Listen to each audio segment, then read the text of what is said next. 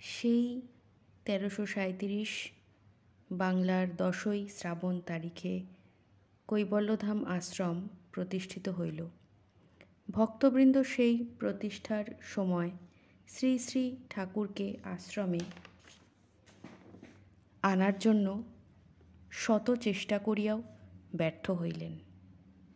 সেই 1337 বাংলার শুভ ফাল্গুনী পূর্ণিমার মহাপুণ্য দোল পূর্ণমাসী উপলক্ষে কলির কলমোশনাশী শ্রী শ্রী ঠাকুর রামচন্দ্রদেব এই কৈবল্যধাম আশ্রমে 15ই ফাল্গুন শুক্লা দশমী তিথিতে শুভ পদার্পণ করিলেন এবং আশ্রমে কয়েকদিন থাকিয়া আশ্রম ত্যাগ করেন। এই কদিন নরনারায়ণের আবির্ভাবে আশ্রম আনন্দে মুখরিত হইল।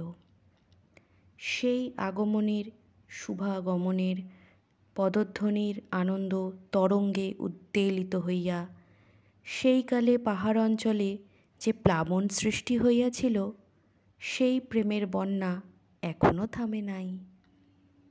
যমুনে এই কি তুমি, সেই যমুনা প্রবাহিনী, অদ্যাপি সেই লীলা করে গৌর রায় কোন কোন ভাগ্যবান দেখিবার তাহার সহধর্মিনী এই লীলা পাহাড়স্থ জায়গা শ্রী শ্রী ঠাকুরকে আশ্রমের জন্য দানপত্র মূলে অর্পণ করেন। যুগ যুগ ধরিয়া আশ্রমের সংলগ্ন দক্ষিণের পাহাড়ে কর্নেল সাহেবের বাড়ি ছিল। পূজনীয় গুরু এই পাহাড়ে ঠাকুরের আশ্রিত তাহার রায় শুভময় দত্ত বাহাদুরের পাকা বাড়ি শ্রী শ্রী ঠাকুরের এক অলৌকিক এই পাহাড়ের দক্ষিণের উঁচু পাহাড়ে লীলার উল্লেখ নবীন সেনের বংশধর উকিল রজনীকান্ত সেনের পূর্ব বাড়ি বুড়িঘর প্রস্তুত করিয়া রজনীবাবু এই পাহাড়ে আসিয়া ইংরাজিতে বেনারস সম্পন্ন করিলেন।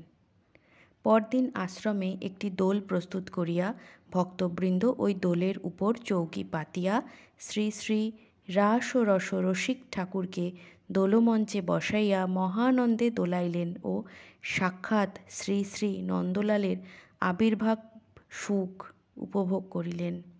পূজান্তে ভক্তরা শ্রী শ্রী ঠাকুরের শ্রীচরণে পুষ্পাঞ্জলি দিয়া সংগৃহীত সমস্ত পুষ্প বিল্বপত্রাদি শেষ করিয়া ফেলিলেন। কয়েকজন ভক্ত তখনও অঞ্জলি দিতে বাকি আছে দেখিয়া দয়ানিধি ঠাকুর নিজ হাতে তার নিজ চরণ হইতে অঞ্জলি প্রদত্ত পুষ্প বিল্বপত্রাদি মুঠা মুঠা তুলিয়া ওই হতাশাগ্রস্ত ভক্তদের হাতে উঠাইয়া দিলেন। ভক্তগণ মহানন্দে ওই ফুল বেলপাতা পুনঃ শ্রী শ্রী ঠাকুরের রাতুল চরণে অঞ্জলি দিয়া পরিতৃপ্ত হইলেন।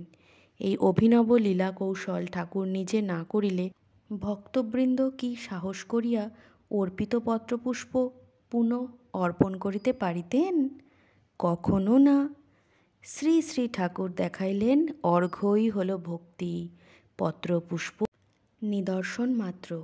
ব্রজধামে গোপবালকবৃন্দ তাহাদের সখা শ্রীকৃষ্ণ রাখালের মুখে ওই একইভাবেই ভালো জিনিসটা নিজেদের আস্বাদনে ধরা পড়িলেই অনুরাগভরে তুলিয়া দিতেন।